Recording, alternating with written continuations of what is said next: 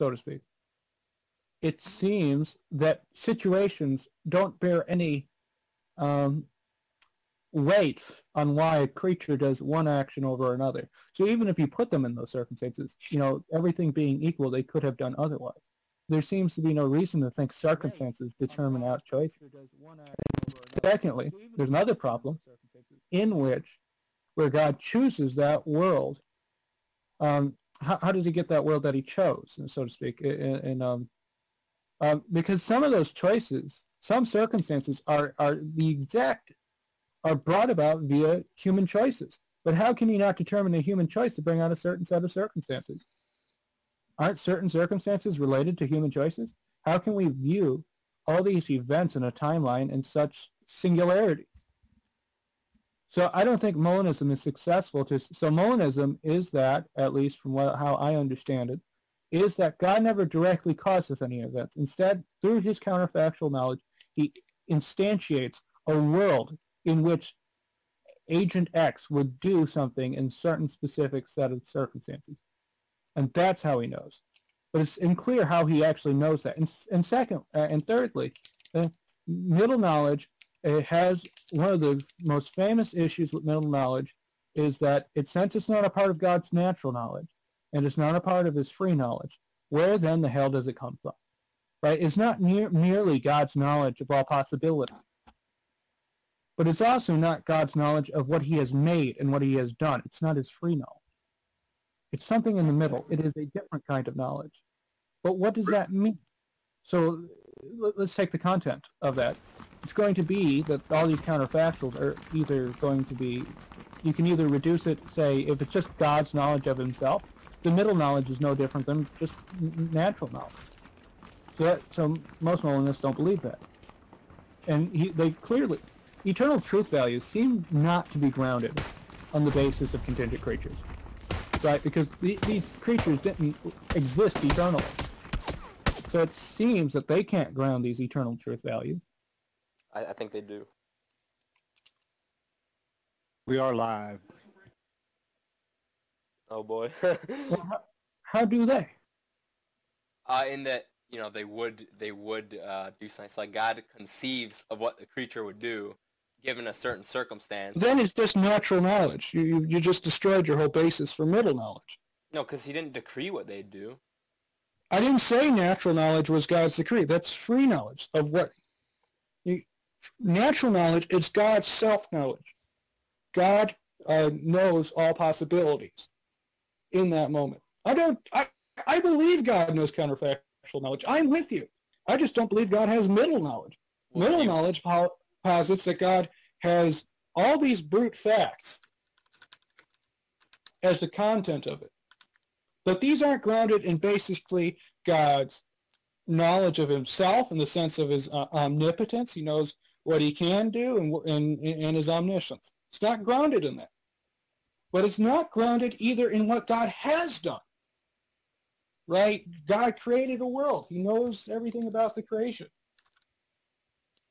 So, what makes your view of middle knowledge distinct? Because it seems like you're saying, I believe in middle knowledge, you just have a different version of it.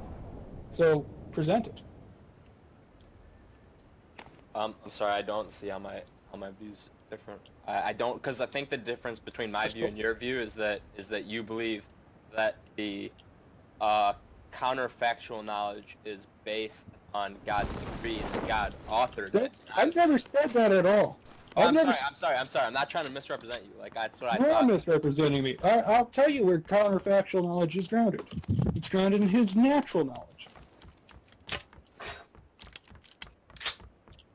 Okay, so what is that? What's that grounded in? I just told you, his natural knowledge. Yeah, where does his natural knowledge come from? In his self-knowledge, being that he knows what he could do. How does God know? Does he know that because he decrees it? No, you have a mistaken idea of possibility. When I say something's possible, I'm saying it's possible because God can do it.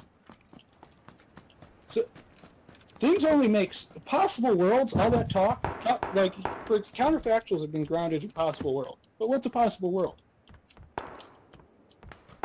A certain state of affairs? Where the a possible state of affairs, I think. Well, that's just to tell me that it's a possible world. It's a possible state of affairs. Okay. I was trying to define it. I mean, I think that's what That it was is. fast. I'm not studying in Molinism like that. I don't know. Okay. Well, I believe they're thoughts. I believe they're divine thoughts. I've always believed that. I've been a divine conceptualist since the beginning. Yeah, So- I believe that. Well, you shouldn't. You shouldn't. You Why? should be. Well, you should believe abstract objects don't exist. They exist in the mind of God. Well, then you have a problem, friend. Counterfactuals are propositions. Counterfactuals are propositions, and you believe in middle knowledge, you have to believe that there's two deities. Well, the counterfactuals would be based on what the creatures would do given a certain circumstance. The creatures don't exist. How do you ground it in something that doesn't exist? That, well, you know, he knows what they would do given a circumstance. I don't think they have to exist for him to know something about them. Like, God knew what I would do before he created me. So, Right, but you're saying it's grounded literally in the creature. The creature Yeah. does not exist.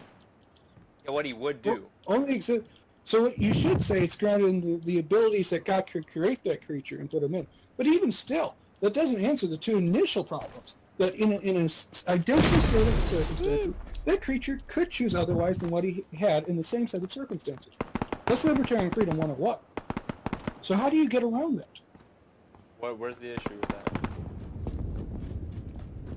That means, I like the analogy Hayes gave, so I'm stealing this argument from him, but it's like almost if God had 5 packages, and he doesn't know what's in it till he opens up the box and sees. Like Christmas presents, it's been a Christmas theme. But I'm still trying to figure out, since circumstances don't determine the choice, how then on Molinism do you get the worlds you choose? Oh, well, God chose. I mean, you choose it. You're co-actualizers. By considering what a free creature would do. Yeah, all you're saying is he knows what they would do because he knows what they would do. It's not telling me anything. Like, I grounded... That's what I believe. I mean, like, it's grounded in the creature. Like, their ability, you know, it conceives of a free creature. The free creature would do this, you know, in that circumstance. Does they do that? What abilities? What about abilities? Yeah, what abilities? What are you talking like the creature's abilities? Well, yeah, you just destroy... You don't believe in middle knowledge. You just believe God bases everything on his free knowledge.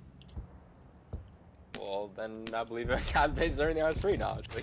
Isn't free knowledge... I mean, what's the difference between free knowledge and middle knowledge? I just told you the difference earlier. You said that free... It sounds like you're saying free knowledge is just counterfactual knowledge. That's not what I said. Then Okay, what- dude. So let's go back to the 3 categories. What were the 3 categories? Natural, middle, free. What distinguishes each one from the other?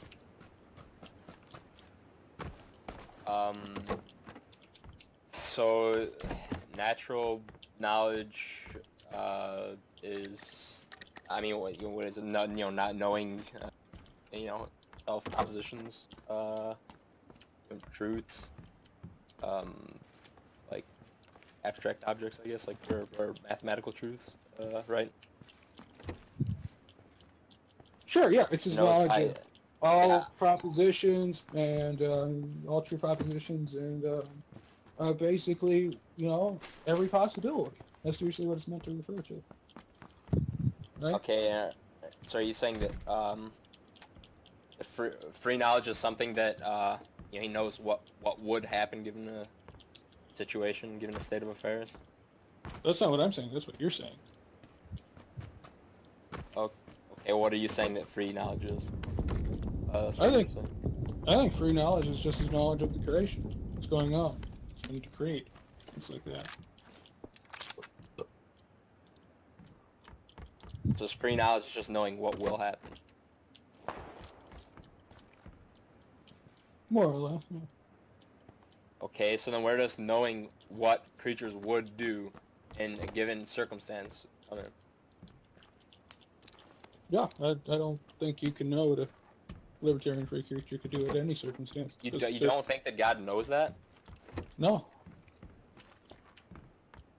I mean, that's just I don't know, amazing to me. Like God doesn't know what somebody would do in a certain circumstance. Yeah. Libertarian free-wise? Of course he doesn't know. Yeah, because they can always do otherwise. On libertarian freedom. But they won't do otherwise. You don't know that's that. not what you're saying. They won't. Yeah, I am mean, saying that. I've been saying that from the beginning. They will not do otherwise. But they can't. Otherwise, he would have. Otherwise, he would have foreknown otherwise.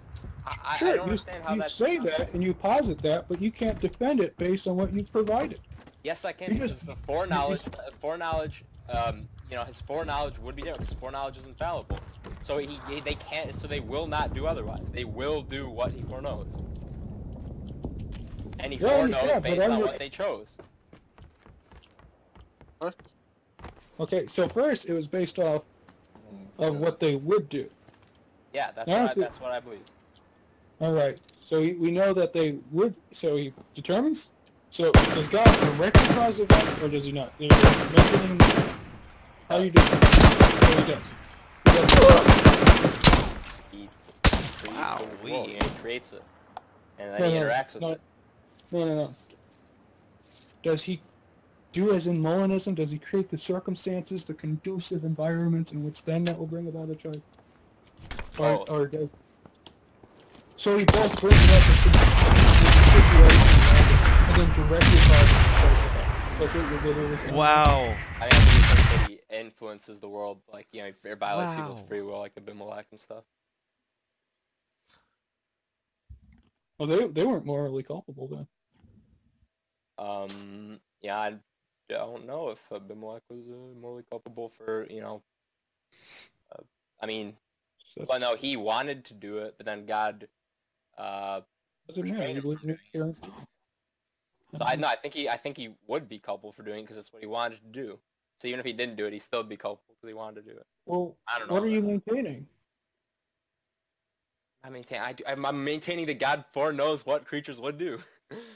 Well, I maintain that too. I'm just consistent with it. I think, you know, necessarily if God foreknows X, X will happen. Necessarily God foreknows X. Therefore, necessarily X will happen. Yeah, I think that's a fallacy, that necessarily X will happen. I think the proper conclusion is that X will happen, not that necessarily X will happen. I don't know how to get that out of my syllogism. There's no fallacy in that syllogism. Because it could have been otherwise. I don't believe that. Oh, wait, so the syllogism that William Lane Craig gives is that, you know, necessarily if a bachelor is... That's not my argument.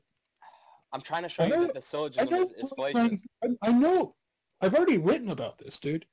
I already know William Lane Craig's argument. I've seen the same thing. But then what's wrong with that syllogism? It's not that they necessarily... Because it doesn't represent our view.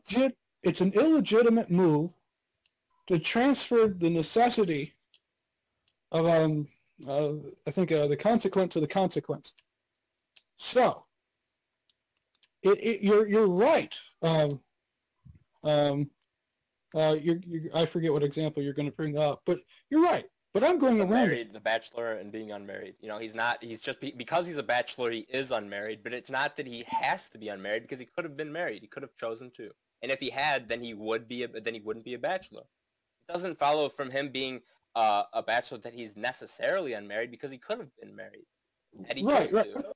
I'm not denying that. I think you're right on that. But that's not my argument, so it doesn't matter. Well, I'm saying that's why your syllogism's fallacious, that necessarily X will happen. Fallacious. You weren't listening. I said necessarily, if God foreknows X, X will happen. Necessarily, X will happen. Yeah, I disagree that necessarily it will happen. Yeah, well, I don't know how you get around it. Oh, I just gave you the syllogism. And let me put it like this. I could... wait, you just gave me the syllogism? Yeah, about the unmarried bachelor. It's not That's necessarily... a fallacious one. You just refuted that. How is it fallacious? Because we've already said it doesn't represent our view. I don't... Did he not hear? The reason why Craig brings up that syllogism is to demonstrate he believes open theists and Calvinists are committing a fallacy of the transferring of necessity, and it's not warranted. I'm not saying that. So are you saying that the bachelor is necessarily unmarried? Am I saying the bachelor is necessarily unmarried? Is that what I'm saying? Can he do otherwise? Can he have been married if he chose to? Oh. I screwed up there. Sorry, let me rephrase that. Necessarily, if God foreknows X, X will happen. Necessarily, God foreknows X. Therefore, necessarily, X will happen. That's my argument. Wow, my team. I don't think it follows that necessarily God will, that Well, necessarily X will happen. I mean, We should try, I guess. 'Cause that would mean necessarily the bachelor is unmarried. I don't think that's the case. I think he could be married to the person. well, I mean, that's the question against my argument. You can reject it. that hacker? Just tell me which premise is false. Conclusion. It has two sound premises and it has And I logical. don't know, and I don't know if, and I'm not sure if the second one's right. I mean, necessarily God knows. I mean, doesn't God know it based on what the creature would do? So is that necessarily he knows it? No, I don't believe that. I don't believe that at all. Well, I'm not, I'm not a philosopher, but I'm trying to understand. Would that be necessarily? So would it be God foreknows X, or does he necessarily foreknow X? And the view that I'm trying to defend without even really knowing what it is. Like giving middle knowledge. Yeah, I'm presenting the view of a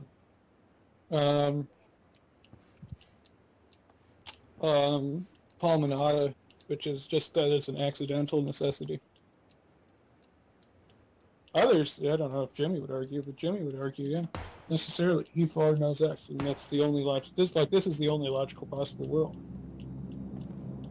Really? Right. His name's necessitarian, dude. What do you think that means? But I mean, I don't understand how is it not possible? Like he can't even conceive of another state of affair. There are no other states of affairs. I know they don't exist. Like they're not actually physical worlds. I'm not talking about some sort of of it existing. Like what I mean, yeah, I know that they're coherent hypothetical situations. Yeah, he's saying no, they're not coherent. Oh, like why? Why can I conceive of it and God can't? Well, for one, conceiving of something doesn't make something logically possible. That's easy. Like there's the grandfather argument where you go back in time and you shoot your grandfather. Right? I mean, I can conceive that, I can sit on the throne of God, but, I mean, you can't. Yeah, no, I don't think that'd be, I mean, given your, size, I don't think it'd be possible. Well, I mean, not being spiritual either, like, being physical. You mean physically possible? Yeah. Well, that's different from logically possible. Well, it'd be illogically impossible if he couldn't do it. Like, by nature, he wouldn't have the ability to do that. Something to be impossible just requires a contradiction. Yeah, and if he weren't big enough to sit on it, then it'd be impossible. Yeah, in the physical sense. Yeah. So it wouldn't be a logically possible world. I don't know if I could say that, no. There could be a possible world where he's small enough to sit on it. Yeah, that would be a possible world. I don't know if I could say that, no. There could be a possible world where he's small enough to sit on it. Yeah, that would be a possible world. I don't know if I could say that, no. There could be a possible world where he's small enough to sit on it. Yeah, that would be possible. Where's this being broadcast live, by the way? I want to see the chat. YouTube. Who's YouTube? Mine's still Reformed. going. Reformed what? Reformed-ish gamers with a hyphen in the middle of ish and reformed. The real cool ones. It's on my channel.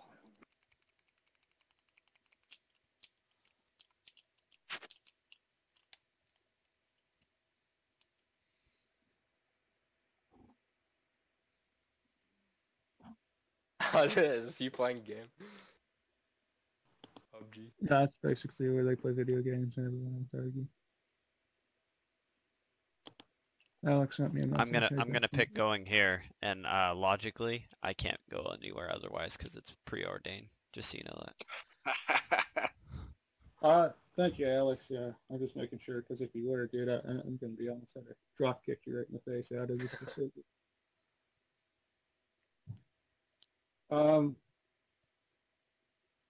Yeah, so I don't know if you actually Get him! the plot of God. what was confusing about it? Well, yeah, you, on the one hand, you say you believe in Molinism, and then you like give a non-Molinist view. I've never heard. I understand how it was a Molinist. I thought that's what Molinist believed. Yeah. Yep, getting No. out of here. So that's me not gonna give it. So where do I disagree with the Molinist?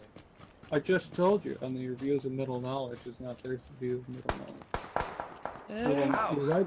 You're right that middle knowledge is not temporal, it's logical. That's not the point. The point is the content, not just merely its logical. Running away. Running away. Because in middle knowledge is contained full of counterfactuals Run that away. are not grounded in either God's knowledge of possibilities, nor in his knowledge of the creation. Run away. So, Spree. so usually it's well, nobody knows where really to ground it. This is where the grounding objection becomes aimed. Oh man, Grounded in what someone's the in creature there. would do. What? Grounded in what the creature would do. Yeah, that's just grounding it in the counterfactual itself. The counterfactuals are true because the counterfactual is a counterfactual. Like, sure. It's because the creature would do that. It's grounded in the creature, in what the creature's personality is like, or whatever. Yeah, you're grounding the counterfactual in a counterfactual. Like, oh, it's its own grounds. Well, then it's just a brute fact anyway. Well, it's grounded in the creature, and the creature's choice.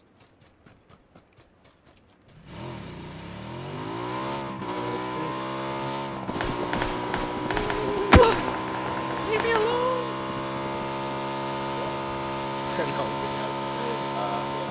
No, I'm not. I can drive. I got this.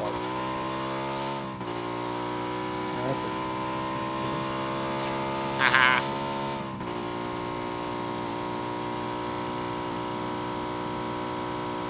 I win.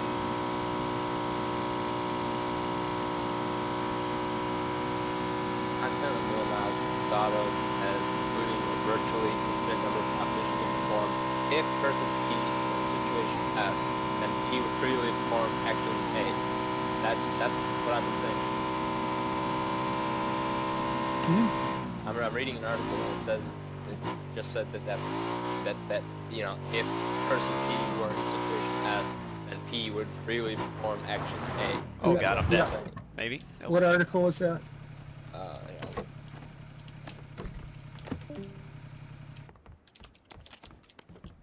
Nope. It shows the differences between natural, free, and middle knowledge. Oh, need a gun. Need a gun. Need a gun. Need a gun.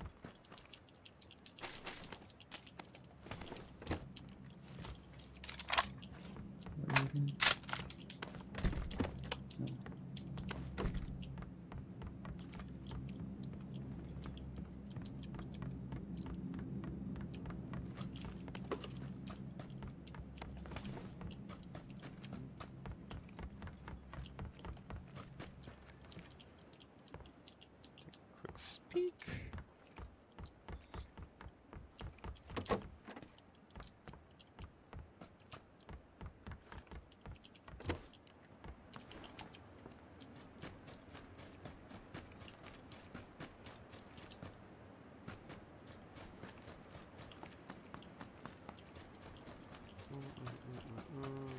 So why do I suck? Why do you suck at what? Yes. Vincent said I sucked earlier. You do suck. Because God preordained it. Okay. Also, Kofi sucks. So there. What was going on earlier? Countercausals. Wait. So what knowledge is based on God's decree?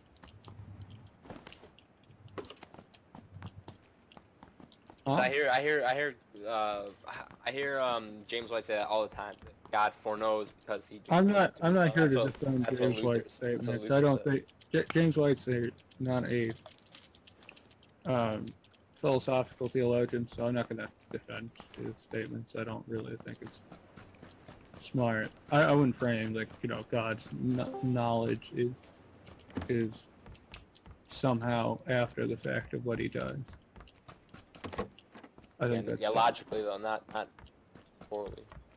Yeah, I don't think that makes sense. Isn't that like the big point of contention is whether or not his foreknowledge is based on his decree? Because if he authors the act, then No. it's not based on what the creature would do. No, it's not the that's not the contention.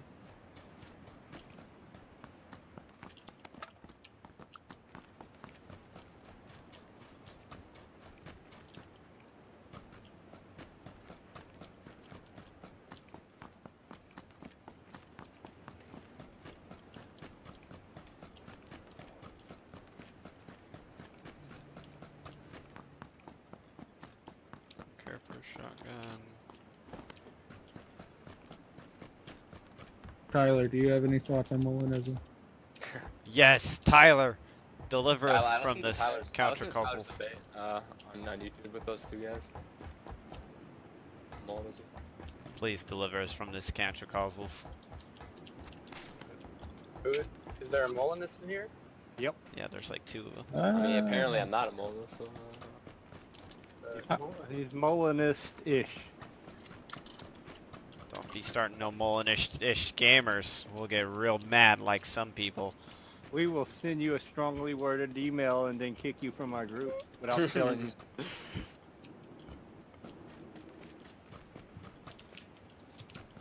Are you Molinist in the sense that you actually buy into the entire Molinist view and epistemology and metaphysics, or are you Molinist in the sense that,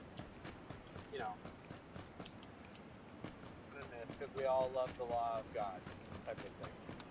Nah, I'm not. I don't know. I've read one book on it, and apparently I don't. I've read a book know on what it. is. I'm A apparently book. not a Molinist according to Vincent. So I'm a Molinist in that I think that God knows what creatures would do in a certain circumstance, and therefore the actions aren't, I guess necessary, but they will be as they are. As they happen, but that doesn't mean that they had to happen that way. Like, it could have been otherwise, and if they had done otherwise, if they would have done otherwise, then God would have foreknown that.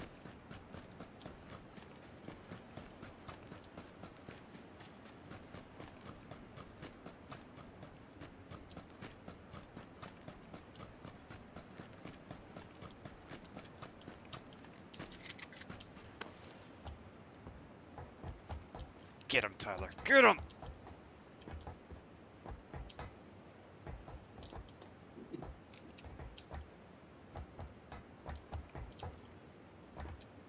God foreknows what people would do in counterfactual realities, and therefore what?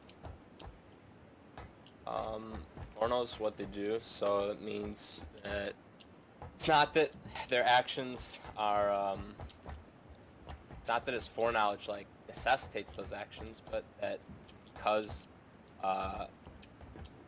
they would do those things, he foreknows them. So I guess the point of contention between me and Vincent, I think, was that he said that God's foreknowledge necessitates what the person would do, and I'm saying that it just means that they will do that. They could have done otherwise, and if they had done otherwise, then God would have foreknown it. But God's foreknowledge doesn't necessitate the action; it just means that that's what they will do. So are you trying to maintain libertarian freedom because of that? I guess so. Yeah, I'm not a philosopher. So, do you think that God chose which world to create based on his foreknowledge? Like Yeah. That he balanced it all out and said, well, I'm choosing this world over other worlds. Yeah, he could have created things otherwise. Yeah. So, the main problem that I argue against Molinism is that the metaphysics undermines its own system. So, the example I give is a red. So imagine that in front of you there's a red button and a green button. You foreknow. Let's just imagine that you have omniscience. Foreknow that if you press the red button, some action X is going to happen. If you press the green button, some action not X is going to happen. Right? You know that with absolute certainty. Yes. Right? Does your knowledge cause X or not X? No. No, right? The choice is logically prior.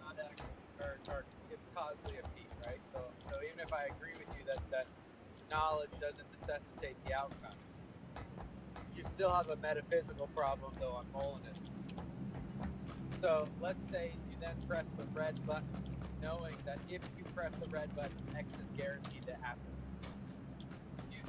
You know that if you press X, or if you press the red button, X will happen.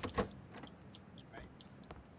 Have you now created a causal chain such that X will necessarily happen?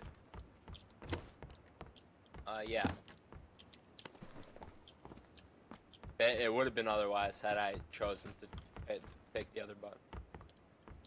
Correct. So the only difference in the entire system is X happens or X doesn't happen. And it either happens because you press the red button or the green button. Right? Yeah. Have you now causally determined the outcome X or not X?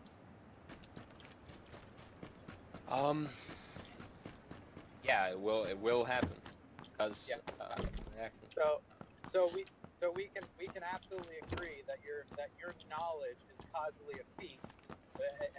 Your knowledge is not the causal condition for what will happen, but your activity, the metaphysic of what you're doing and creating, is causally determinative of what will happen. Yeah. Yeah, the action is logically prior to the knowledge. I like this. Well, no, your knowledge is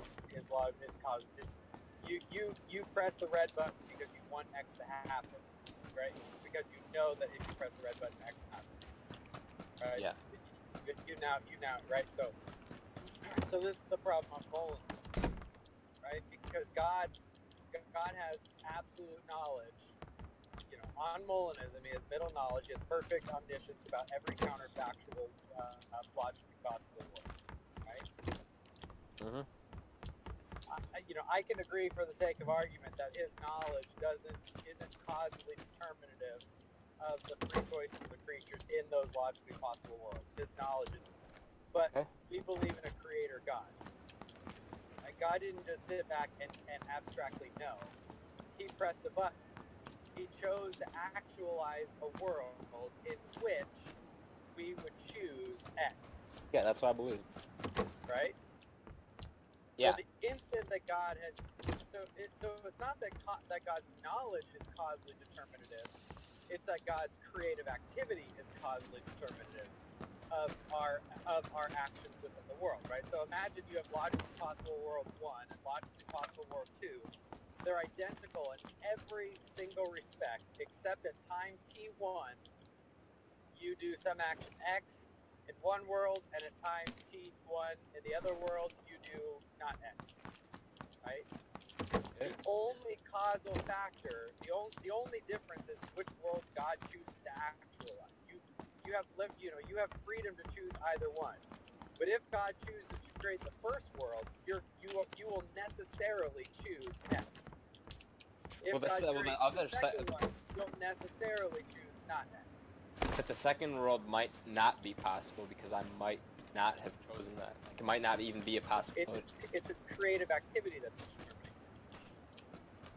Yeah, but I'm saying like world 2 might not even be coherent because I wouldn't have chosen that in any circumstance. So yeah, but that's a problem where Molinism fails, right? So the problem for a Molinist who wants to stay orthodox is you have to basically say that for an omnipotent being, right, you're changing the condition.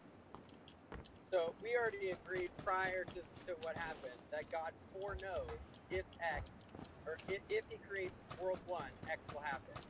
And he, with the same middle knowledge, knows that if he creates world 2, not X will happen. Right? They're logically possible worlds. They're not incoherent worlds. They're not unfeasible worlds for an omnipotent being. Right? Well, So, I mean, given the freedom of the creature, World 2 might not be feasible because the free creature might not do that. but then you're undermining your entire system, right? Because God has absolute and unalterable middle knowledge, right? He has absolute middle knowledge that if he created that world, he would create it, right? So this because you're stuck in the corner, you can't.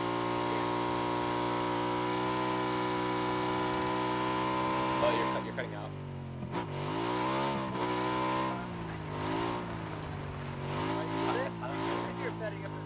Sorry, can you repeat what you said in the last like? Yeah. Because you're stuck in a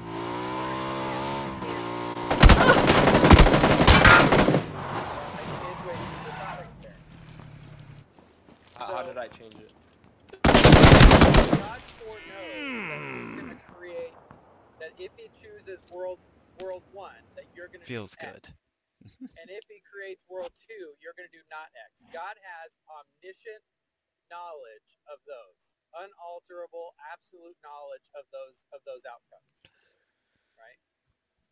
The problem you're stuck with is that undermines Molinism. So the response and you're giving a typical response. The response is, well, I might not freely choose to do that.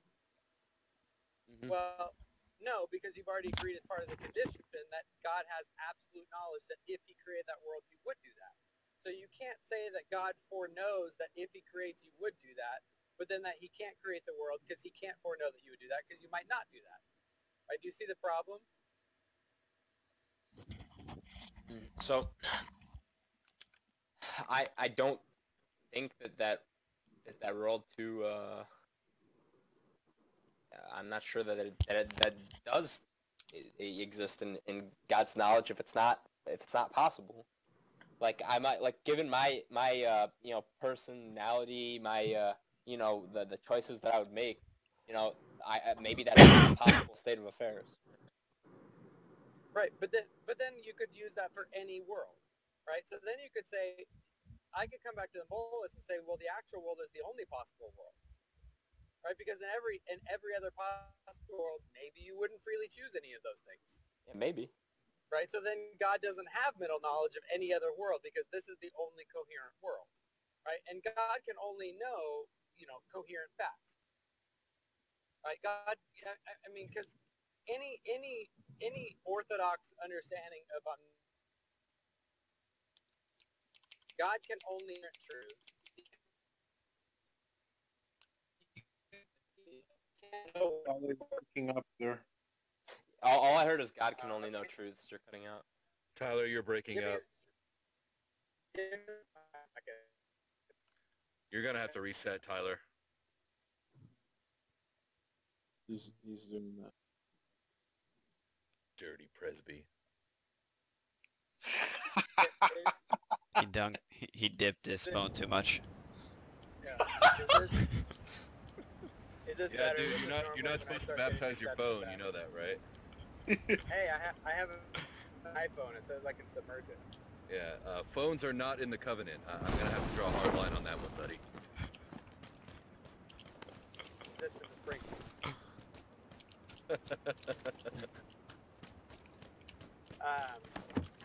So, I mean, any orthodox conception of omniscience and omnipotence, right, only has God knowing and doing logically possible things because they're what's in line with his nature, right? God doesn't have knowledge of what a square circle is. Right? God doesn't have knowledge of what it would be like if God sinned, right? Because those are contradictions. Those are meaningless statements. Yeah. Right? And if God is omnipotent, then God can do any logically possible thing that he desires. Right? So the other problem with Molinism is that if you want to say that God cannot actualize a certain world, feasibility flies out the window. Right? God could actualize any logically possible world. Right? Because he's omnipotent. Yeah. So unless you can show that there's a logical contradiction in the world where at time t1 you do not x, right, and and there's a different logically possible world where the only difference is the counterfactual change that T1 you do X, right? Which I can't even fathom how you would even attempt to show a logical contradiction there. God could actualize both of those worlds, or either of those worlds.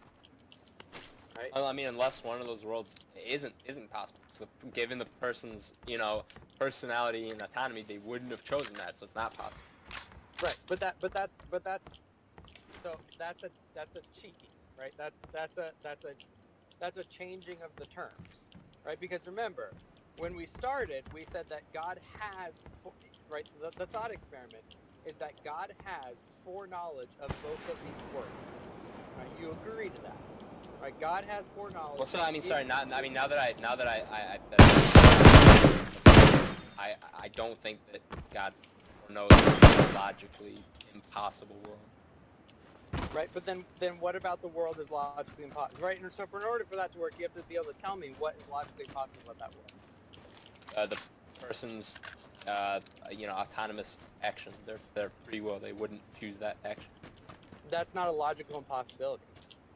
Right, there's a logically possible world for every free action, because every free action is logically possible. There's no logical contradiction in me eating a pile of dog poop right now. Right? I mean... There's a logically possible world where that happens. There's a logically possible world where God, by divine fiat, creates a pile of dog poop in my mouth at this moment. That's a logically possible world where Tyler Vela is not a Presbyterian. That is an entirely logical possible world.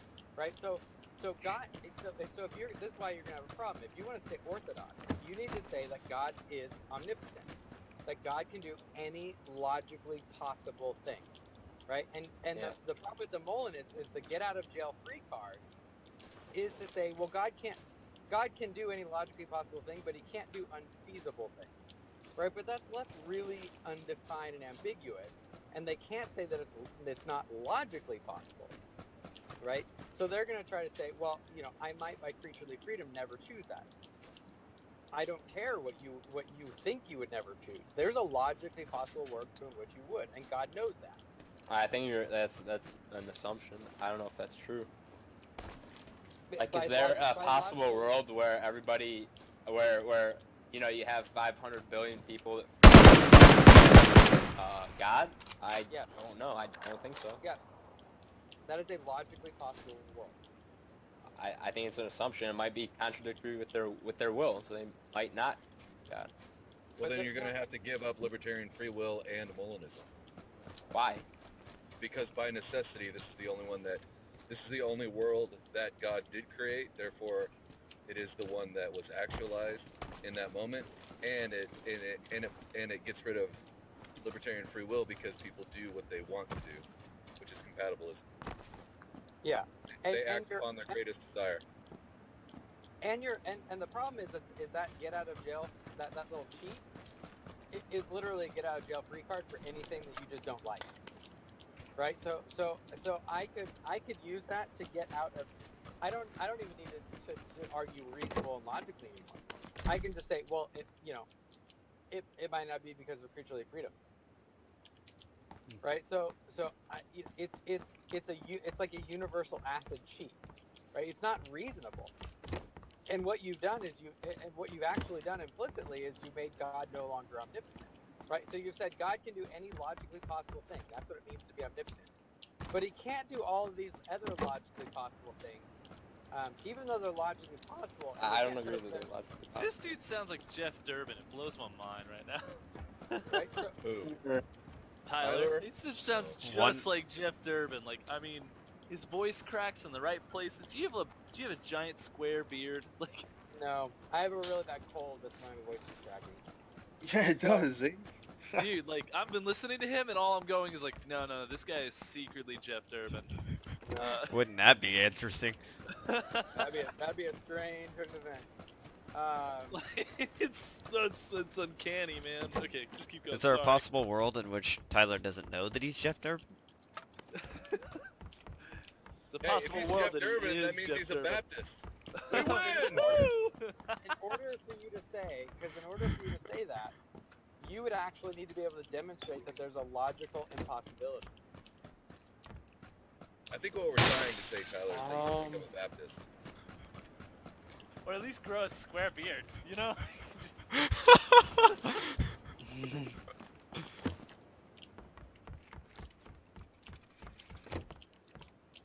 Right? So, but, I mean, when push comes to shove, you're either sacrificing omnipotence, you're sacrificing omniscience, or you're giving up any type of recourse for any type of reasonable conversation. Because now you can't talk about logical possibility.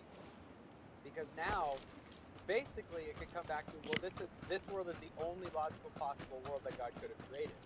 Which then actually gets into another problem of, because I could basically, by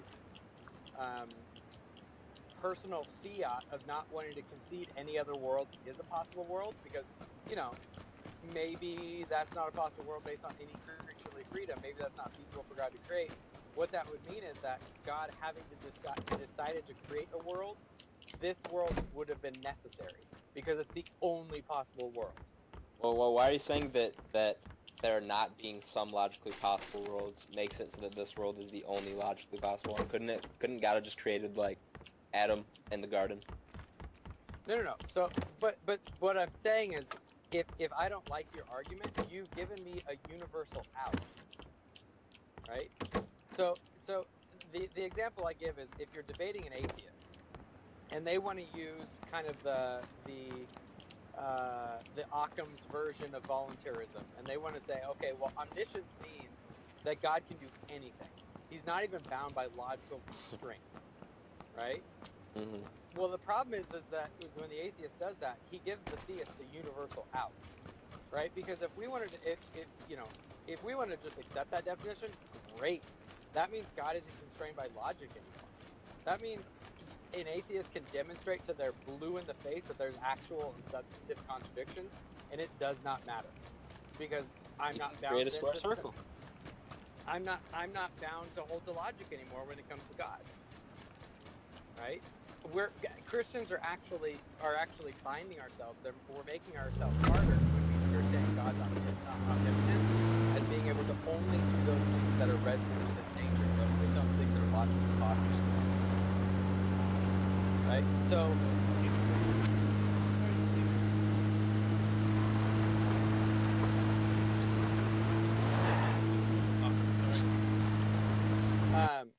so what you've done on your defense of Molinism is you've basically given every single person a universal out, right? So there, I could say, well, Molinism is false, and this world is necessary, because maybe it's the case that every other logically possible world actually isn't feasible based on human freedom. Well, so once God decided to create a world, this is the logically necessary world that He would have had to create. Well, aren't you assuming that world is logically possible? No, we're not. Claims are innocent until proven guilty, right? So there's nothing. So we know that this world exists and it's logically possible, right? So imagine a world that's exactly the same as this one, except instead of running my brush through my hair tonight, I ran it through my airport. Like, is that a logically possible world? Well, I think that's way more likely to be feasible, because, you know, your morality, your being, your personhood. That, I mean, I don't think that really. I mean, you would be, this is time to do that. But if it were something like you being, is there a possible world where you're a pedophile? Maybe not. I mean, maybe your personality, your choices, you just never choose to do that. Well, there's two responses. One is, again, you're arguing based on this position, which you then already give them because you're already saying my ability is based on You have to get rid of that. Yeah. So, which is what I'm talking about again is that, metaphysically speaking, it's a weird anthropology to say that God is only constrained to the humans that are in this world, right? So not only would I disagree with you that I think there's a logically possible world where I am a pedophile, right? There's no logical contradiction in that, right? Based on my disposition in this actual world, I might not create it, but there might be a set of conditions in a different world where I would choose to do that, There might not be. right?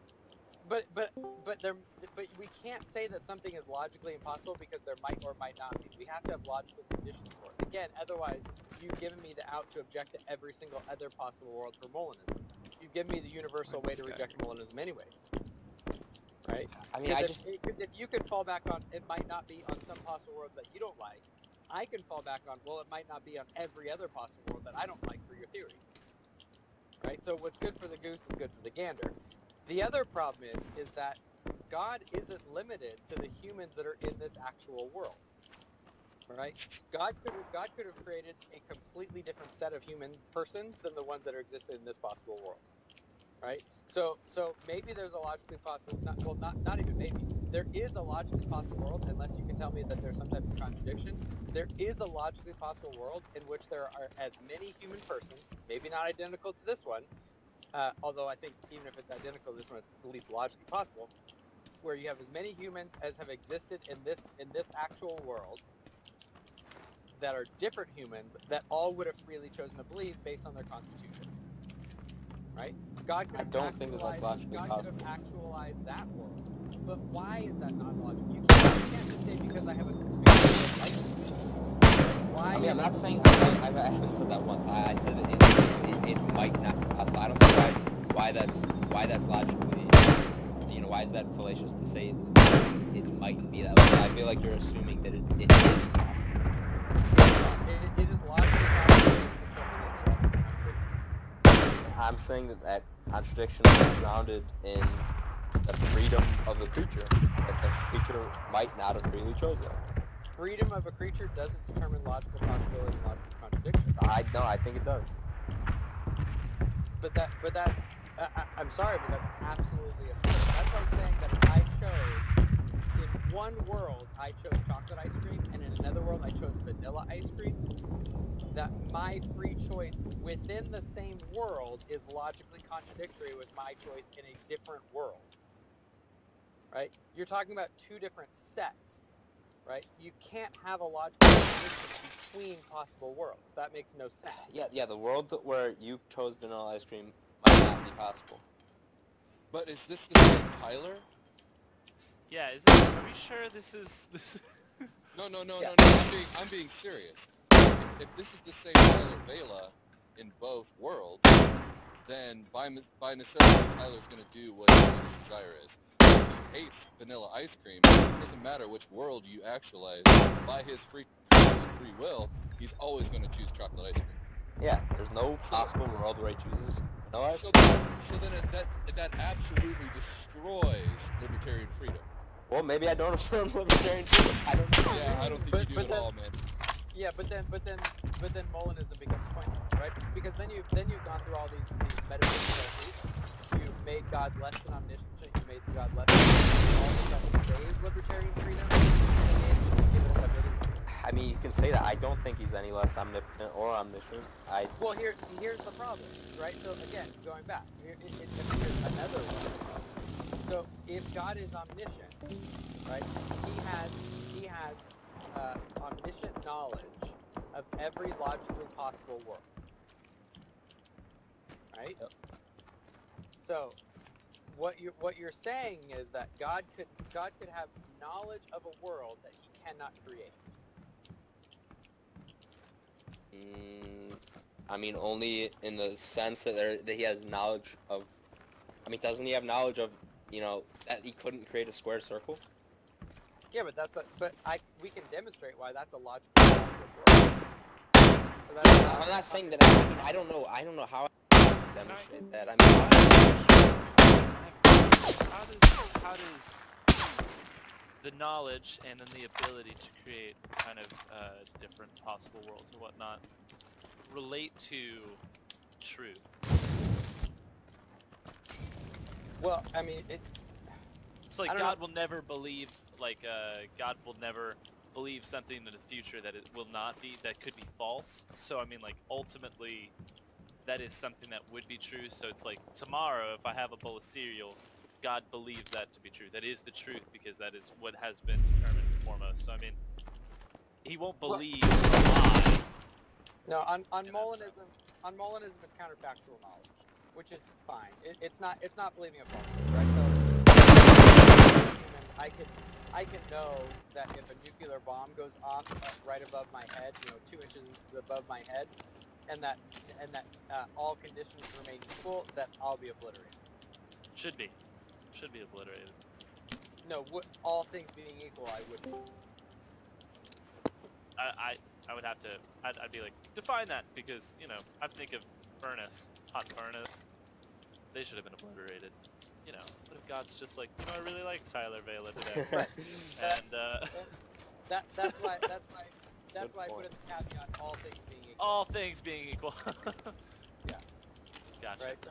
So barring things like divine intervention, end of the world, apocalypse. That's why I was like, yeah, define that last bit there. But so I just wonder if it's like all worlds possible compared to truth. It's kind of like, yeah, I can imagine that he could create a world in which he chose chocolate ice cream and not white ice cream or whatever, vanilla ice cream. But in the end, you would choose what he believed to be true, kind of thing. Like that what is will be, not.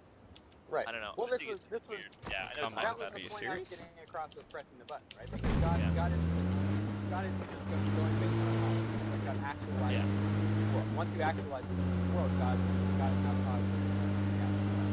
I see. It's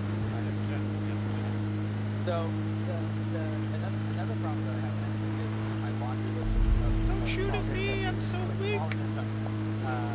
As I drive towards people. So if you hold the Molinism and libertarian freedom, right? Which if you want to abandon libertarian freedom, that's great. That actually wouldn't apply, but then I guess I'm going to my favorite spot if I can make it. If you hold the libertarian freedom, right, and nothing can Oh, I at may the be dead. moment T1 could Yep, choose out of gas. X Not or good. not X. Yeah, I don't believe that. You don't believe what? I don't believe it that you could do. The lag. I don't think that you would. Like I don't think that there's a possible world where you choose not X because you wouldn't choose not X. It's just not possible. Like your constitution is contrary to that action. Well, Like, there might not be a world where you choose, to be a pedophile. Right. So you're thinking of extremes. So I love coffee flavored ice cream and I love Oreo, cookies and cream ice cream. Right. So there might be a world where I go to get ice cream with my family and I see both, coffee flavored ice cream and I see cookies and cream flavored ice cream. Both are within my constitution to choose. Right. You've already abandoned libertarian freedom anyways, but we'll ignore that for the sake of this argument. Right. So, what's happening? At the moment of decision, where I have to say what my order is, am I actually substantively free, God having created this world based on his foreknowledge, to choose other than what God foreknew? Yeah. So I am I have the ability and the availability to choose something other than what God foreknows. Yeah, you have the ability, but you won't because God foreknows it. You don't have to choose that. You will not choose it. You can't. You can't do that. That's cheating. How is that cheating? It's cheating, man. The foreknowledge is. You're trying to obliterate omniscience, but at the same time hold on to it. The foreknowledge is contingent on the action. I think there's a difference between ability and possibility. Wait. You've already said that God's knowledge is causally effete, right? Remember, as a precondition of this, you said that God's knowledge cannot determine, right? So you can't say I won't choose difference because God knows, right? Because you can't say that because God. I'm not saying that. Is not causally determined. I'm not saying that. I'm saying I won't choose otherwise because I will not choose otherwise. Like there's no world where I choose the contrary. And if there was, then that's what God would have foreknown. It's not that God. So there's no.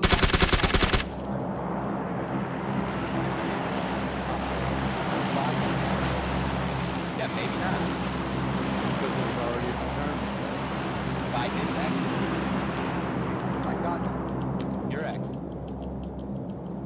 who actualized the world?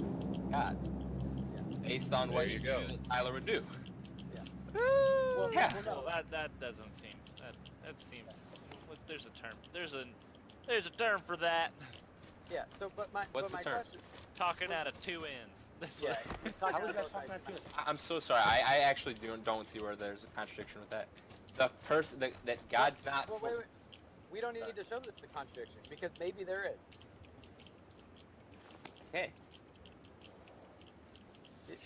That's the problem with that type of argument. I'm giving an example of that. That's why that type of argument of, well, maybe there's logical contradictions, but therefore you can't say that there's not. Right? That I'm just giving an example of once you've done that, you've allowed that cat out of the bag. We can use it too. I mean, that's perfectly fine. I don't know if that world exists or not. It might not. That's what I'm just saying. Like, there might not be a world like that. Cat's in the bag and the cat's in the cradle. Yeah. So if you have libertarian freedom, the whole point of libertarian freedom is that nothing conditions. I don't like that. Right? That's what libertarian freedom is. Right? At any moment, you could choose X or not X. I could choose to do something that I just find repulsive. I could choose to eat a pile of dog food right now. Right? Maybe I'll want to do that. Woo. Because if you can't root it in my nature, because then you're back into compatibility. Right? Oh, big So, people. Well, Tyler, you can't say you want to do that, though. You might want to do otherwise, but you do that. That's do. Yeah. He's a do it in spite. the moment you say I want to eat dog poop, that's compatibilism. Yeah. You would have to say I don't want to eat dog poop, but I do it anyway. Oh, That's gotcha. So libertarians, I actually believe that you just do something you don't want to do. Like, I don't understand that. Why would you do something you don't? Dude, exactly. That's sin, man. You just it obliterates. So. Oh, it's not. Do and you don't want to do it. Why would you do it if you didn't want to do it? Here's what I'm getting at though. So if you have libertarian freedom, when it comes to the decision, God can't have omniscience anymore if I have libertarian freedom, because once you've said I have the ability to choose other than what God foreknew, right? Even if I have the ability to do that, right? God can't have second tier knowledge, right? What you've done is you've eliminated that God can know that he knows. Because this might be the world. God might have created the world unbeknownst, and this is the contradiction, unbeknownst to himself, that I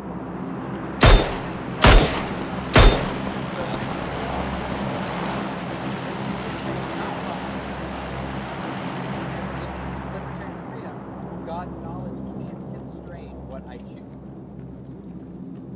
Right? Okay, I don't believe that God would. There's a world where God doesn't know what happened. Well, let me get that. So God has knowledge of what he'll do, or he thinks he has knowledge of it, because at the moment of decision, my libertarian freedom kicks in, and I choose to do something else because I have the ability to do so. Right? So what happens if even if 100% of the time we act in line with what God foreknew, God can't know that his knowledge is right until the moment of decision. Right? Because at any moment my libertarian freedom might act contrary to what he foreknew, because I have the ability to do that. But you won't act otherwise. But this is the grounding problem for Molinism. There's no grounding for that, right? So there's no ontological mechanism that would require that I won't do that. Your personhood, your constitution. But my constitution likes Oreo cookie ice cream and coffee. Or you like one more than the other? No, I actually like both pretty much the same. Okay, well, then why would you, how would you choose between the two? Well, I'm a compatibilist. I'm going to say I'm going to go with based on what my most desire is at that moment. Right. That's what I'd say. But then you're not a libertarian. So then the objection doesn't work. Because then I don't hold libertarian free will. I think he's given that up, Tyler. Yeah. So then at that point, then we can come back and say, well, Molinism then is pointless. Right? But the whole appeal of Molinism, the point of Molinism, is to spare libertarian freedom. Can I say what I think the appeal of Molinism is? I think the appeal of Molinism is that we're not doing what God just like authored. I didn't like just this like write a script where like I'm the way that I am because God made me, like God authored everything that I do. Right. Which So I somehow like retain the reason why I'm gonna be damned or whatever is because I freely chose to do that. It's not because God wrote it on my heart to sin, and he didn't decree that from the foundation of the world. Like he just knew that that's what would happen.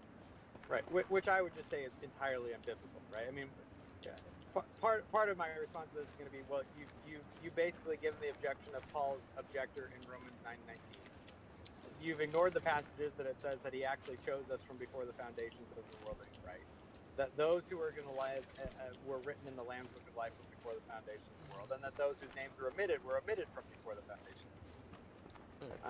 And so that God actualizing the world is determining what our outcomes are going to be. It's conditional. Conditional life. Yeah, which by the way is well, I mean that's works-based salvation, because it's then conditioned based on what we do and what we earn and what we merit. I mean, maybe that's not what Paul's talking about when he talks about work. Maybe faith is work.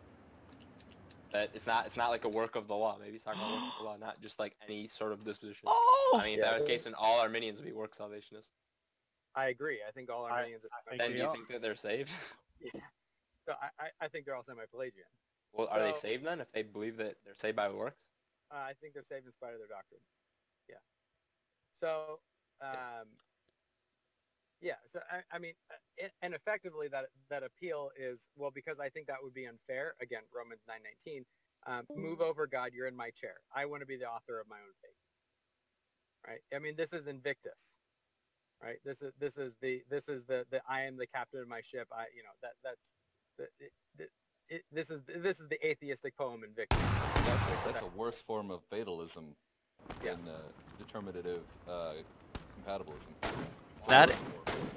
I just got. Why is that worse? I don't. Why is that worse? Yeah, because I chose it. Because but you now are fated to some.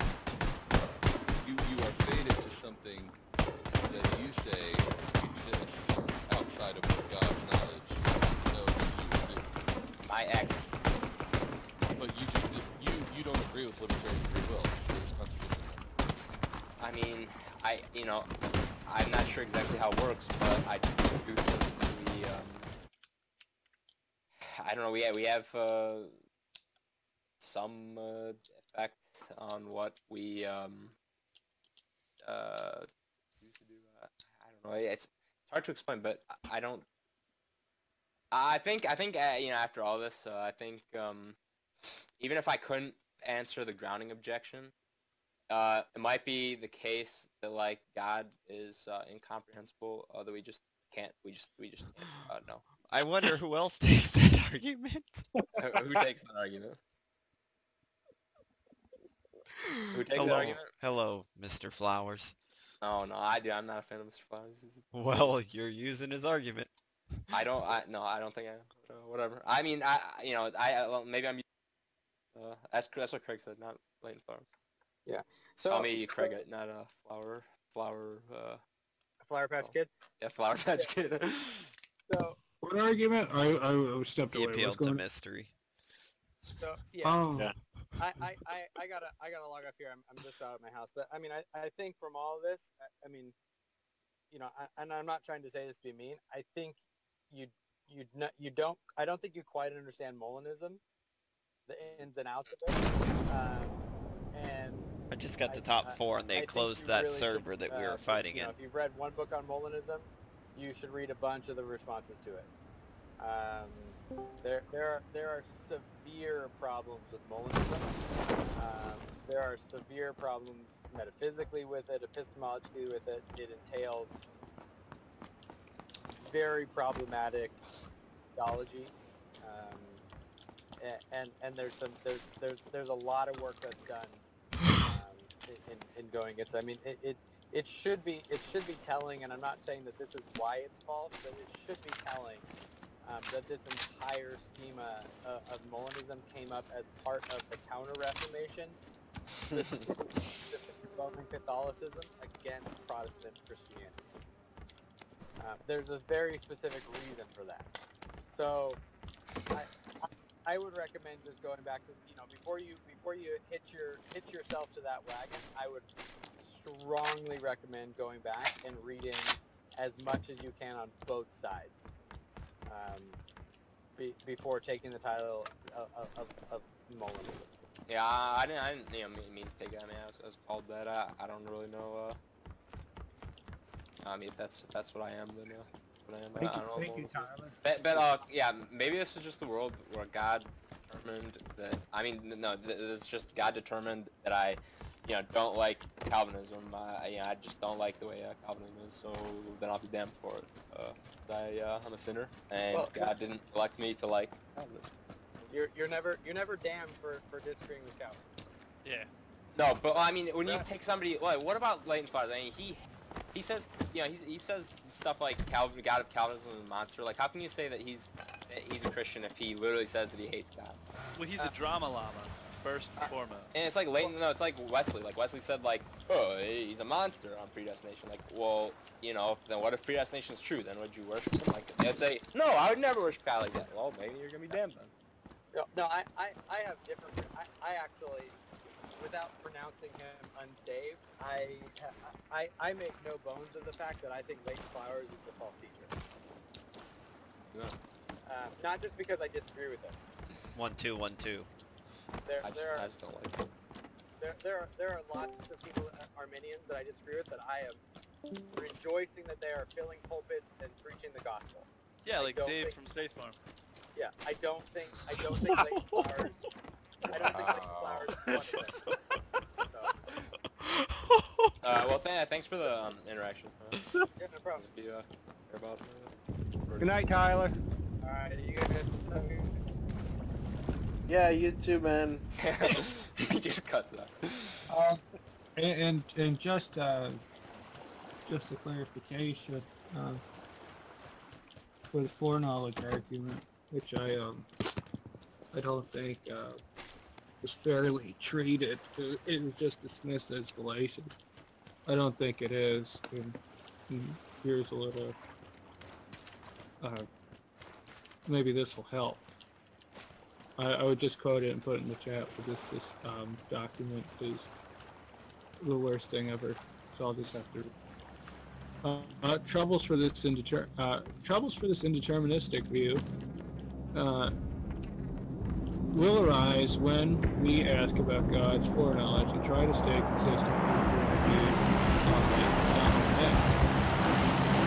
Of all the arguments I could press against Dr. Beck, Mueller, and Voss, the foreknowledge argument will be particularly troubling, so would the consequent argument. The foreknowledge argument attaches what is known as accidental necessity to our actions. That is, given that some action or event has or is happening, it is now impossible that it did not happen or isn't happening. Simply put, you cannot change the past.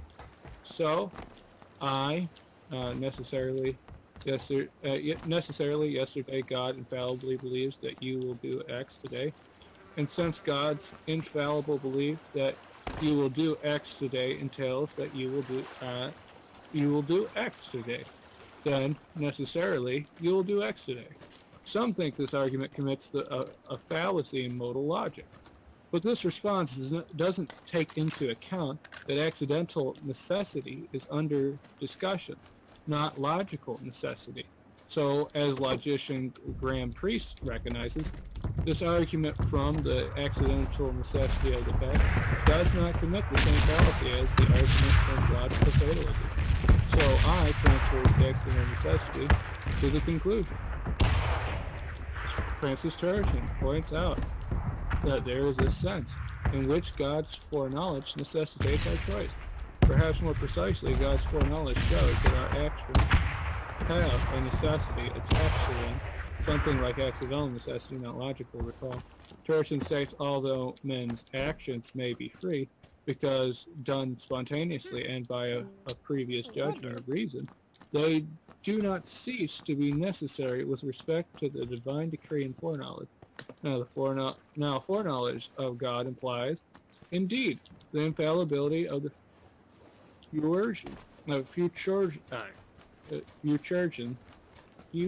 I don't care,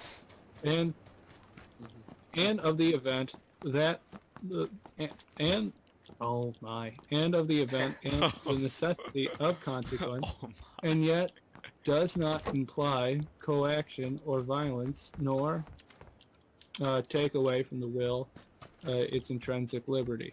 Paul Helm makes a similar point when he says, Okay, where'd this guy go? the argument is this: if there is something in the past that entails something in the future, and if what is in the past is necessary, accidentally or historically necessary, then what is entailed is similarly accidentally or historically necessary. End quote. Since God's infallible belief that Bob will eat Lucky Charms entails Bob will eat Lucky Charms, and since God's belief is a fact about the past having accidental necessity, then the necessity transfers to what is entailed by God's belief, namely, necessarily Bob will eat Lucky Charms. According to Reformed theologians, necessitation is not contrary to free will, blah, blah, blah. I could feed you the lines and the stuff. That's more of a... Do you understand that a little better? Does that at least put the argument in new light? What the heck? Hello? Yeah. Who said yeah? Yeah, like an LED light. Okay, everybody. One at a time. Yeah. Yeah. Shut up, Justin. Yeah. Yeah. Okay. Okay, done. I'm done. I get it. Yeah? Yeah. Like a... Hey, Black also, light- Dave from State Like- Farm is not an Arminius. So I don't. Why do you call you an Pretty sure Arminian? he is. I'm just teasing him. That's all. That's all. You do know I'm a moderator, right? Yeah, I do. I know the I hold risks the of my fate jokes. of your future in this And server, my friend. I know the risks. I played with fire. I get it. Is he up there? Can I ask about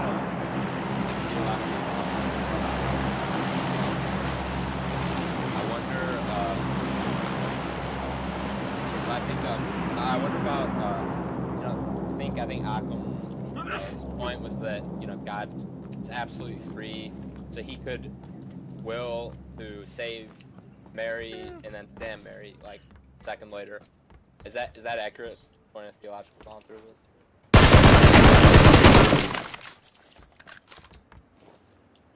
Bueller. Hello? Bueller.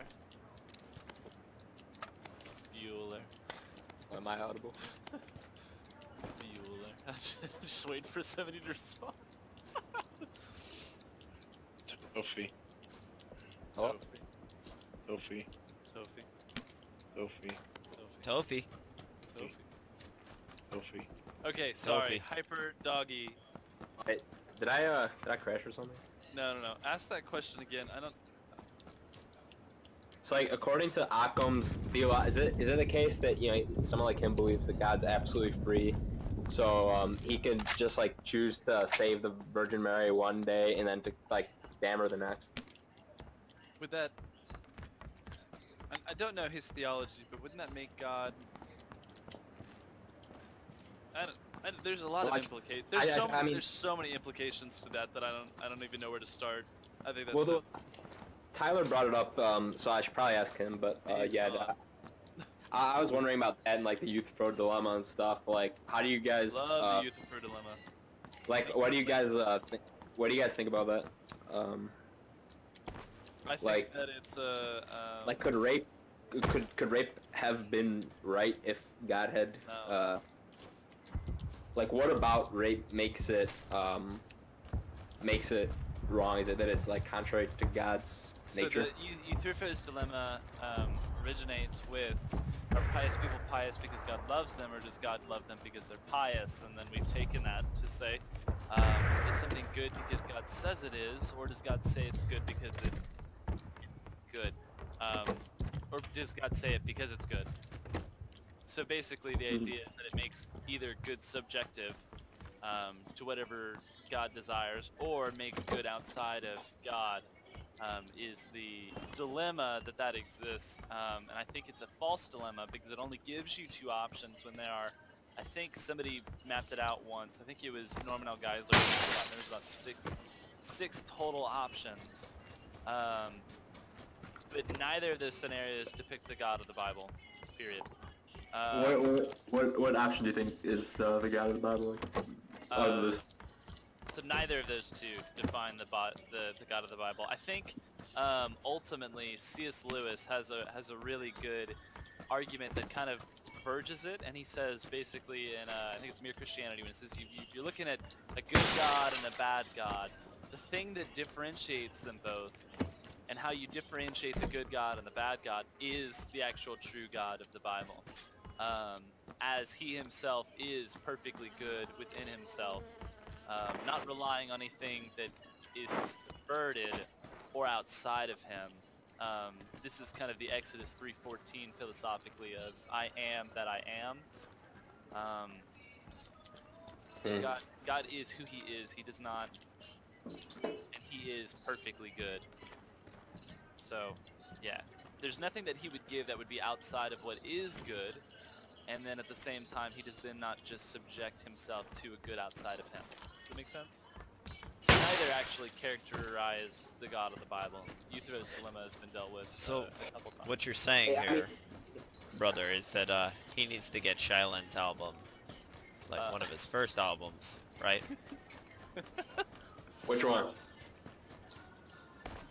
I can't remember which album it's on. That's got the hypostatic union. It's got Amil. It's got lyrical theology. Yeah, it sounds like lyrical theology. The Atonement has hypostatic union. Oh, okay. Anyway, one of Shylin's has it. You need it. And Hyperdog, you keep saying, are you talking about Occam's razor when you mention Occam? No, I'm talking about Occam's like theological voluntarism, where God can just like say like he could just he's like totally free to where it's like an extreme form of divine command theory where he can like choose to make, like, rape could have been right if God had chosen. I'm pretty sure that's what someone told me Occam believed.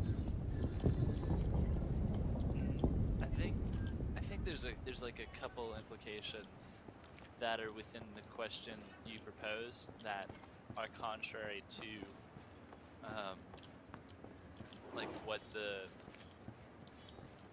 what is true, if that makes sense. So like it already in itself, it's negating what already is when it asks the question, could God save Mary one day and the next day damn her, conflicts with what it means to be saved.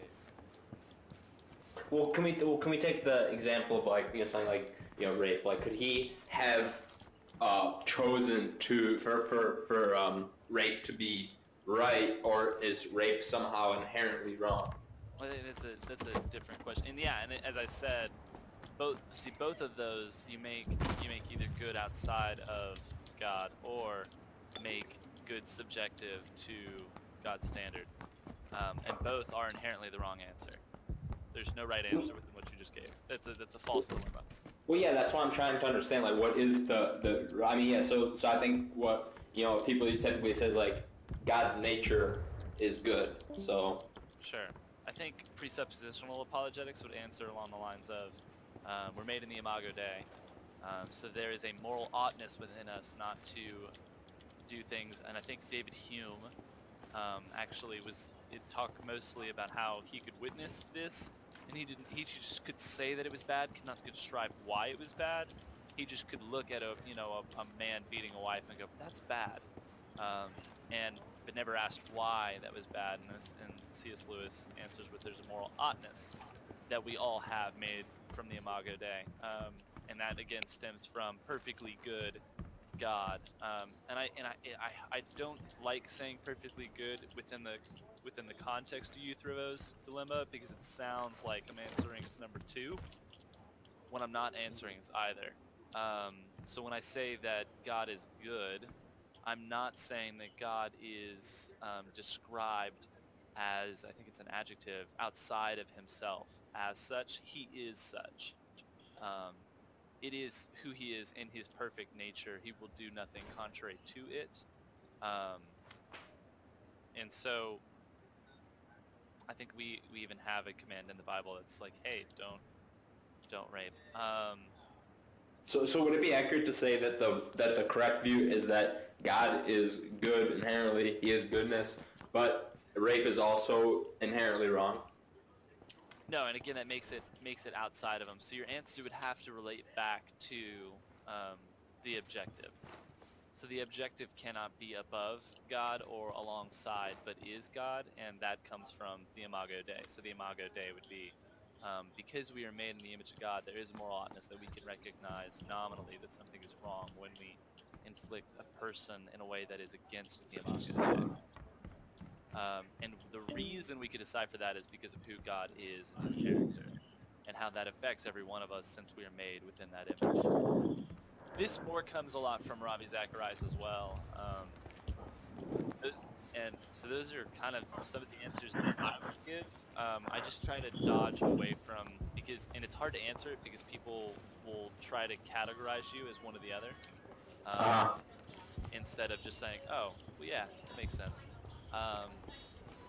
So just recently in philosophy class, we actually brought up Euthyro's dilemma, along with, if you ever have read Soren Kierkegaard on the idea of Abraham and Isaac, and how, how is it that Abraham's innocent when he's told to do something that would be ethically, within the world's view at least, incorrect and wrong, yet he's commanded to do it.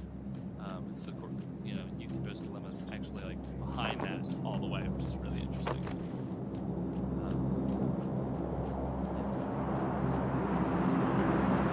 That's my spiel on that.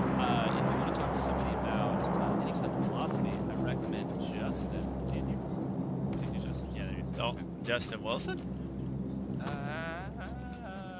Don't be trying to throw me under the bus. No, you got this. You answer all the philosophical questions. You get, no, probably. I'm not a philosophical I'm person. talking about the. Yeah, I'm talking about. You're talking about the chicken, right? Just yeah. So is rape wrong because it's contrary to the divine nature? Well, Justin Wilson's not in here, man. I know it.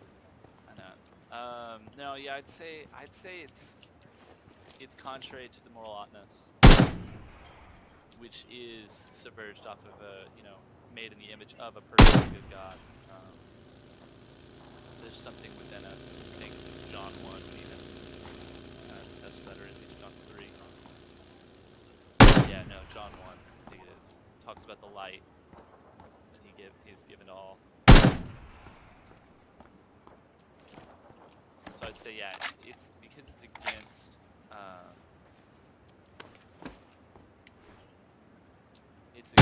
our nature, not in a naturalistic sense, but in the Imago Dei sense. Well, so isn't it true at all that God is displeased with it because it's wrong, or it can't be arbitrary? It's contrary to him, if that makes sense.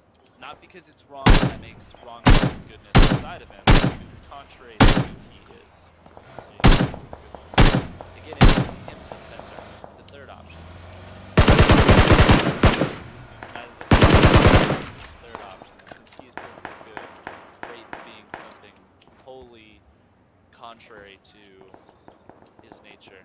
Does that make sense? So like to harm someone, but basically to harm somebody for no reason.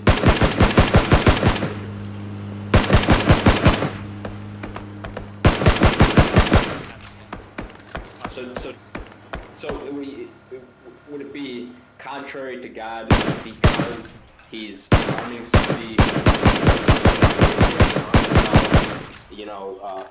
reason or whatever, like it. What I'm trying to say is God. It's contrary to God because God is against, harm for no reason.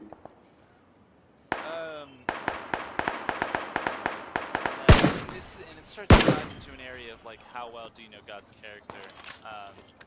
That's something that I believe as humans we cannot fully encompass his perfect goodness because it's a standard that can't go up being its infiniteness. So there's a sense in which it dives into something that I don't have an answer for. But I find it to be a better answer that we just don't know in the sense of why. I can tell you the why, I can't tell you the why, Eventually I go out of my realm. I think this goes back to a question we asked a couple days ago, which is there anything you can answer that doesn't that isn't circular? Is there?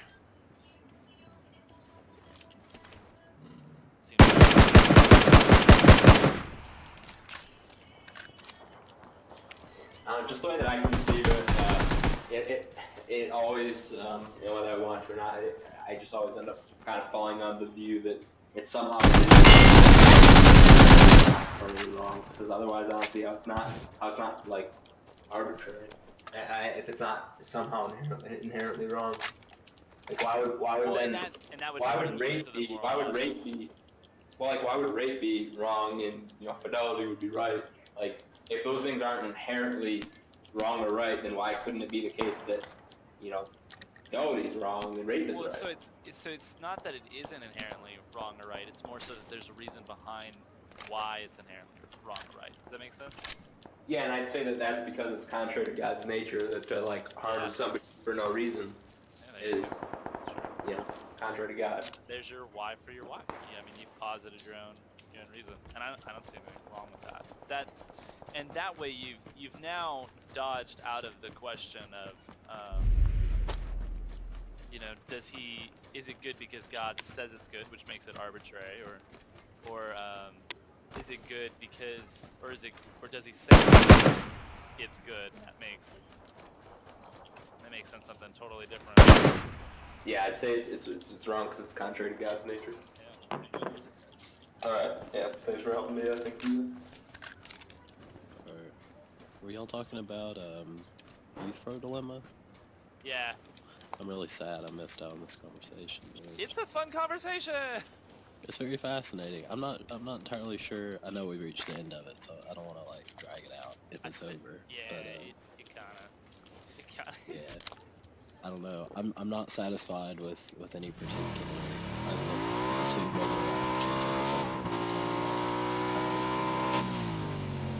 that's all I'm gonna say on that. Sure. Yeah. I love Plato specifically because he goes about creating weird things and doing weird questions, and he comes up with stuff because of the dialectical kind of way that he writes. Everything's an argument with himself kind of thing. I love that. I don't know though. Plato is a logocentrist, so I don't know if I can deal with that. Just I gotta represent for my French boys. Oh yeah. Plato's really fun to play with. Oh, I agree. Yeah. How long do you want to go, Mr. Lisson? And that is your call, sir. I'm still playing. It's up to you. I just mean for the stream. I know. Y'all do know we're streaming. Y'all may not know because some of y'all came in late. So I do did not know, any but crazy thing you say it doesn't hurt my feelings. can and will be We are used playing against you. Reformed-ish Gamer Theology Hour, or 2, or 3. Or 4, or Justin Wilson is here. Run, flee. Wait, Pray that it's not on a Sabbath day. Oh my goodness. Pray that your wife is not in labor. Well, before we go, what was the original topic you wanted to discuss? Wasn't it Romans 5 or something? Yeah, Romans 5. Love Romans 5. Not you, babe. It's a system of love. System of love, every time, man. Yeah, I just taught on Romans 5 today, actually. Do you hold Oh, the yeah? act of obedience? For some kids. Do you hold the act of obedience? The act of obedience, as in like Jesus' act of obedience through one act of righteousness. No. Or that like we active. should. Oh yeah. Like the Reformed view of active obedience, in that he imputates his passive and active obedience to us. Imputes, I'd say don't know what you're talking about there, Spock.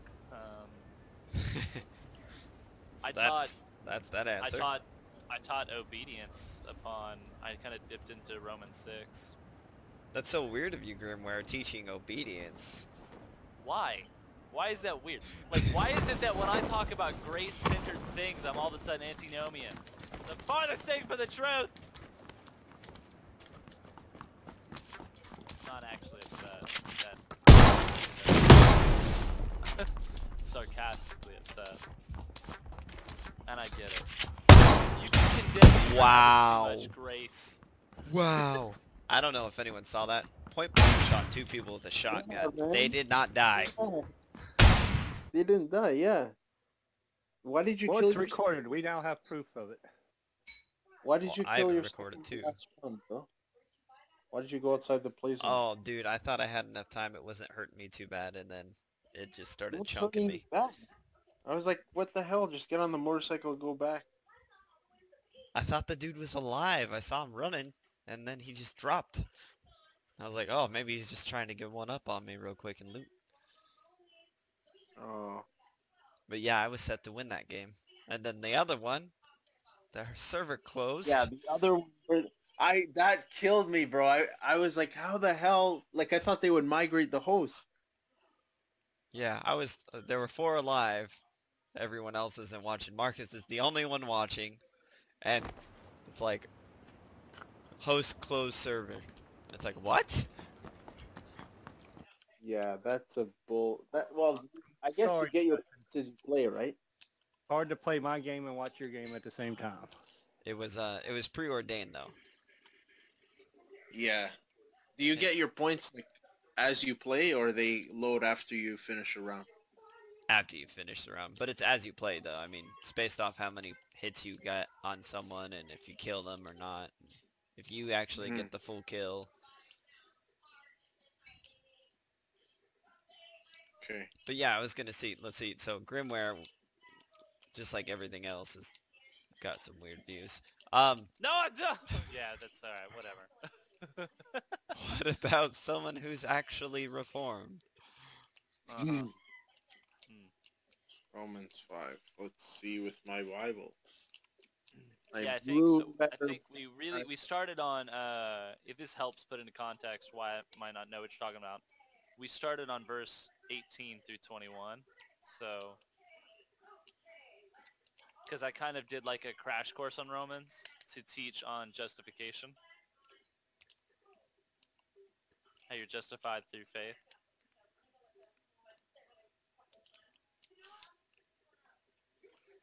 Oh, justification, eh? Yeah. Look at you. Eh? Just don't forget about that sanctification, eh? No, and that's why I went on to Romans 6, and then I gave them some kind of like as many hints as I could give to being, you know, sanctified. Kind of like, hey, obedience is what it kind of looks like. Justification is sanctification? Justification is not sanctification. Like additional sanctification. Then I think the way my mentor and probably other people have put it is justification free from the penalty of sin, sanctification free from the power of sin, glorification free from the presence of sin. You know, it's pretty basic, easy to follow. I'm not following you, Patrick. Oh, whatever. I like the one that's we are saved, we are being saved, and we will be saved. That's a good one, except, you know, it breeds confusion because people are like, wait, we're not saved? And I'm like, no, that was the first part. Literally the first part. I mean, come on! Ah, son of a gun! A pistol. He killed me with a pistol. Someone pistol whipped me for not paying attention to the right side.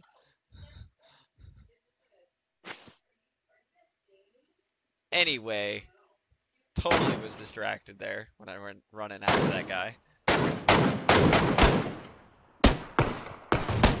It's Justin's favorite thing to do. Chris Harris or Brian Forbes, are you guys awake? Let's put money on it. Brian's asleep. Chris is also asleep or super busy. Brian's asleep. Chris is probably doing his homework, which he should have already been done. Thomas Schreiner's gonna have to be speaking with him. I don't know. So it's been a pretty interesting Reformed-ish gamers, don't you think? I'm here. I'm not asleep. There he is. He's awake. Who loses money? No one voted on Chris. Yeah, no, but Chris has been known to go to sleep but wake up when you talk to him.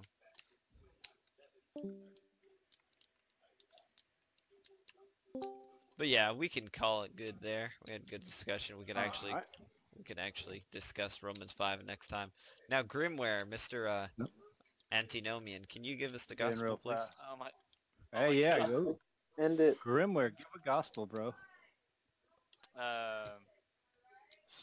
What? You know, Okay. you know what the gospel is? Yeah. You asked me when I don't have my Bible and I want to quote it. Here, tell me. www.google. No, don't do that. No, I'm in the middle of a game. But do 1 Corinthians 15, 3 through 4, and we'll... Come on, man. You should be ready in and out of the season. Yeah, but I want to do it perfectly. In and out of the season. For Jesus Christ came according to the scriptures, died for your sins, rose 3 days according to the scriptures, so that whosoever might believe will have eternal life and not perish. How's that? As I said, I'm distracted, so I'm sorry. Wow. Can someone give it with some more, like, Paul Washer-esque? Please. Thank you. Or, like, John Piper-esque? Where's the Reese when we need him? I don't know why you're clapping. I'm talking about you. Don't point that confession at me. All right. Thank you. With that, we will end this edition of the Reformed-ish Gamers, which is better than